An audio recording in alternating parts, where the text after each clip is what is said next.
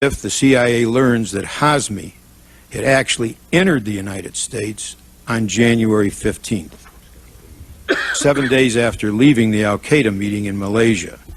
So now the CIA knows Hazmi is in the United States, but the CIA still doesn't put Hazmi or Midhar on the watch list and still does not notify the FBI about a very critical fact.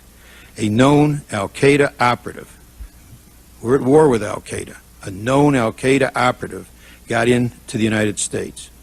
My question is, do you know specifically why the FBI was not notified of that critical fact at that time? The cable that came in from the field at the time, sir, was labeled information only, and I know that nobody read that cable.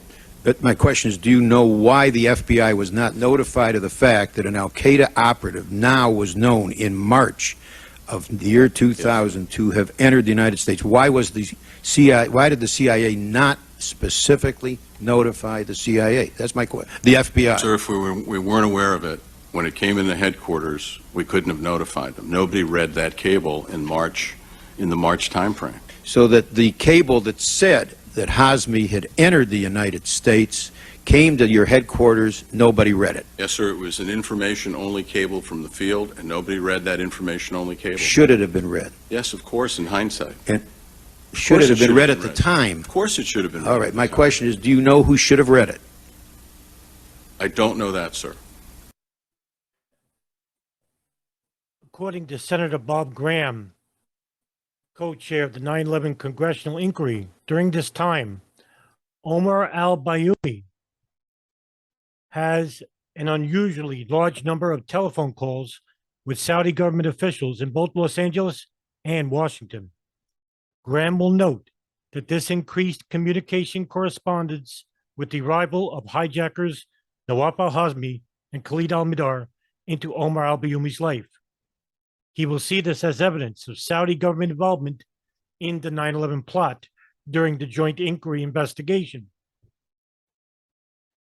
CIA case officer Clark Shannon gave conflicting accounts of his conduct in the failed search for Khalid al-Mihdhar to the 9/11 Congressional Inquiry staff and CIA Director George Tenet. Shannon attended a meeting at which the CIA and FBI discussed the investigation into the bombing of the USS Cole and failed to disclose information about hijackers Khalid al-Mihdhar and Nawaf al-Hazmi. Shannon tells the Congressional Inquiry staff that he was aware that al-Mihdhar had a U.S. visa and al-Hazmi had traveled to the United States, but did not disclose this to the FBI, as he would not share such information outside the CIA unless authorized to do so. However, CIA Director George Tenet tells the Congressional Inquiry that Shannon told him something different, and that al-Mihdhar is not who they were talking about at the meeting.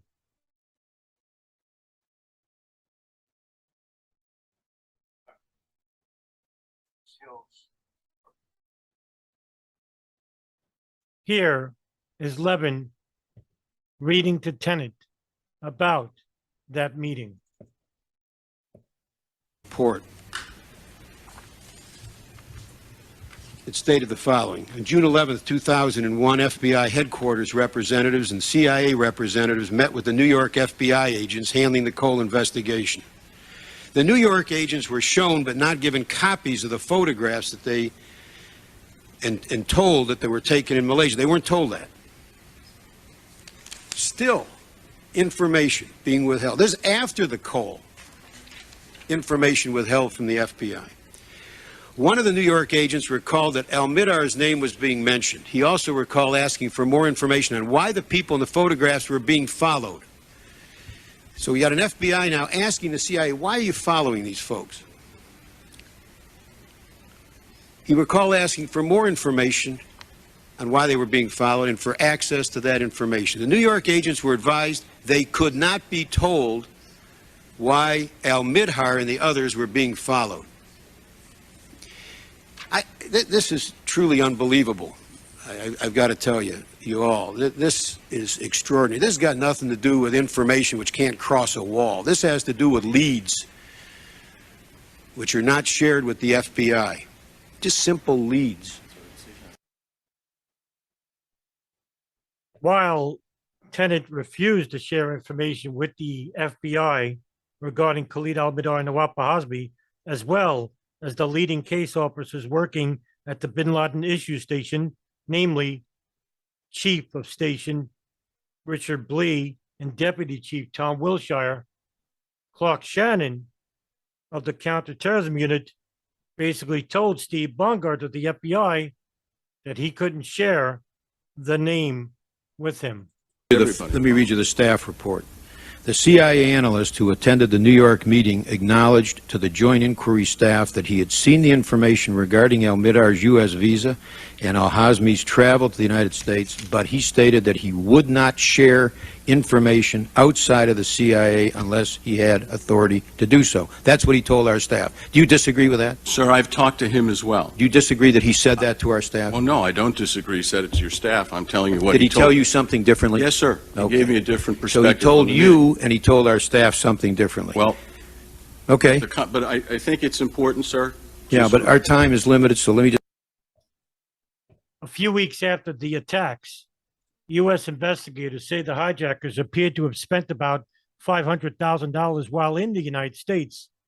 An official would later be stated as, this was not a low-budget operation. There is quite a bit of money coming in, and they are spending quite a bit of money. In a detailed analysis published in the summer of 2002, the FBI will again report that the hijackers had access to a total of $500,000 to $600,000, of which $325,000 flowed through their SunTrust accounts.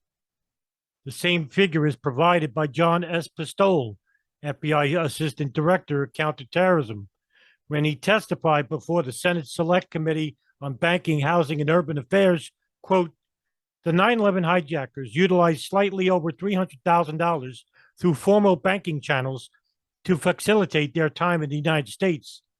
We assess they used another $200,000 to $300,000 in cash to pay for living expenses, end quote. However, a year after the attacks, FBI Director Robert Mueller tells the 9/11 Congressional Inquiry, quote, in total, the hijackers opened 24 bank accounts at 4 different U.S. banks, end quote. Not only is Mueller's assertion contradicted by Lornell's previous statement, but it is also demonstrably false, as the hijackers had at least 25 U.S. bank accounts with at least 6 different banks: SunTrust Bank, Hudson United Bank, Dime Savings Bank, First National Bank of Florida, Bank of America, and First Union National Bank. Dennis Lornell, chief of the FBI unit investigating the money behind the attacks, told the New York Times that they had 35 accounts, including 14 with the SunTrust Bank. The 9/11 Commission's report and its terrorist financing monograph focus on some of the transfers made to the hijackers, but ignore others. Neither the report nor the monograph gives the total number of bank accounts the hijackers opened. L. Britt Snyder, on May 1st of 2002, who is an ex-CIA official and head of the 9/11 Congressional Inquiry, resigns. Apparently, there were many conflicts between Snyder and his own staff, as well with Congress. It is later revealed the final straw occurred when Snyder tried to hire a CIA employee who had failed in an agency polygraph test as an inquiry staffer. The hearings were expected to start in late May, but the resignation is one reason why the first public hearings are delayed until September. Snyder is replaced by Eleanor Hill.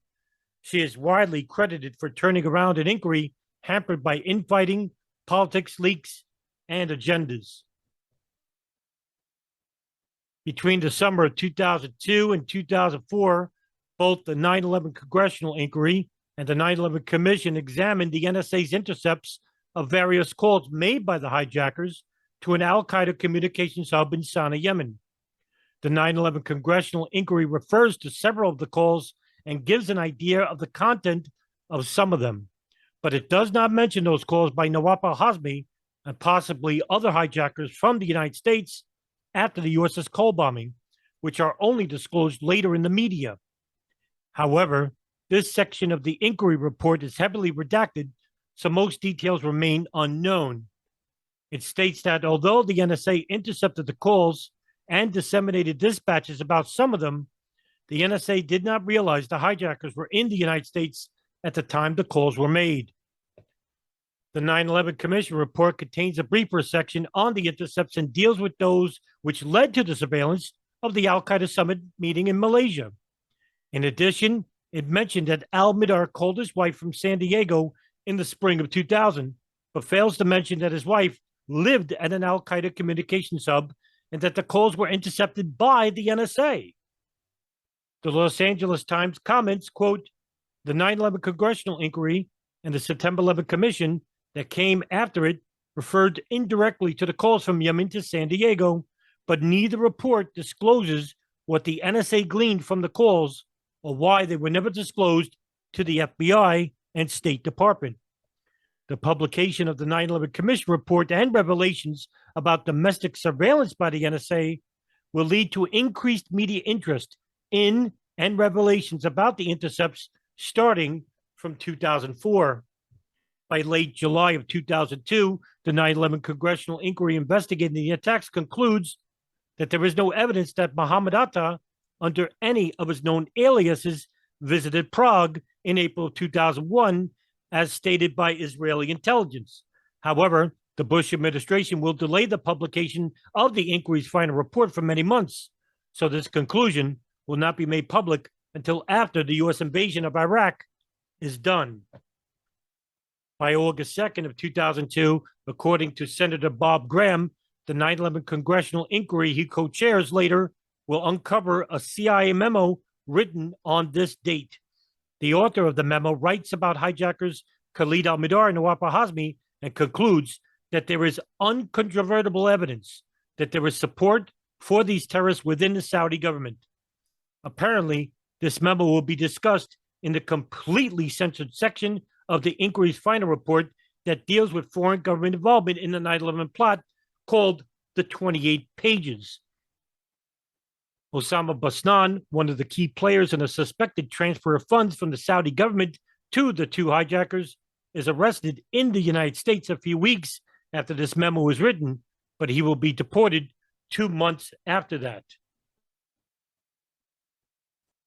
On September 5th, 2002, Richard Shelby of Alabama, who is the ranking Republican on the Senate Intelligence Committee, expresses doubts that the committee's 9/11 Congressional Inquiry will be able to accomplish anything, and he supports another independent investigation where he says, time is not on our side, you know. We were told that there would be cooperation in this investigation, and I question that. I think that most of the information that our staff has been able to get that is real meaningful has had to be extracted piece by piece. He also added that he thought that there were more bombs out there and that he should be known publicly. However, these were not meant to be shared publicly.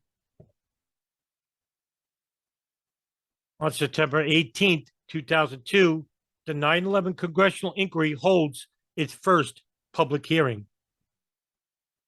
The inquiry was formed in February of 2002, but suffered months of delays from infighting and argument, and of course, a stalemate between intelligence agencies, the State Department, in regards to sharing pertinent data to be investigated. Today's testimony focuses on intelligence warnings that could have led to the government to believe airplanes could be used as bombs. However, these warnings went ignored. Many people will question whether the inquiries from the Joint House and the 9/11 Commission were fully truthful. But the takeaway from both congressional inquiries is this: they didn't publish all lies, but they didn't publish all truths. there is a mixture of the two.